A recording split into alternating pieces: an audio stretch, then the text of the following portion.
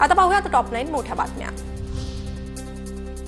संरक्षण मंत्री राजनाथ सिंह आज गुजरातमधील भुज एअरबेसला भेट देणार। एअरबेसवरील तैनात हवाई दलाच्या कर्मचाऱ्यांना भेटणार। काल राजनाथ सिंह यांनी काश्मीर दौरा केला होता। कर्नल सोफिया कुरेशी यांच्याबद्दलचं आक्षेपार्ह विधान प्रकरण, विजय शहावर दाखल केलेला गुन्हा औपचारिकता सहज रद्द होऊ शकतो असा एफआयआर तयार केल्याचं कोर्टाचं निरीक्षण। पोलिसांनी दाखल केलेल्या याचिकेवर उच्च न्यायालयाची नाराजी। सपाचे नेते रामगोपाल यादव यांचं विंग कमांडर व्योमिका सिंह यांच्या संदर्भातील वादग्रस्त वक्तव्य। भाजपवर टीका करताना रामगोपाल यादवांचं व्योमिका सिंह यांच्याबाबत विधान।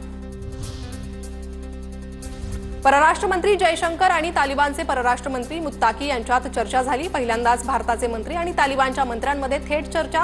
परराष्ट्र मंत्री एस जयशंकर यांनी ट्विट करत दिली माहिती। शांतता चर्चेसाठी पुतीन तुर्कीत शिष्टमंडळ पाठवणार। पुतीन झेलेन्स्की यांच्यासोबत सध्या तरी थेट चर्चा करणार नसल्याची माहिती। युद्धबंदीबाबत दोन्ही देशांमध्ये लवकरच चर्चा होणार।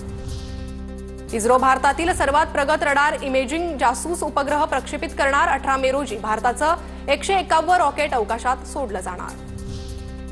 भारत अमेरिकेतून आयात होणाऱ्या वस्तूंवरील सर्व शुल्क रद्द करण्यास तयार, डोनाल्ड ट्रम्प यांचा मोठा दावा।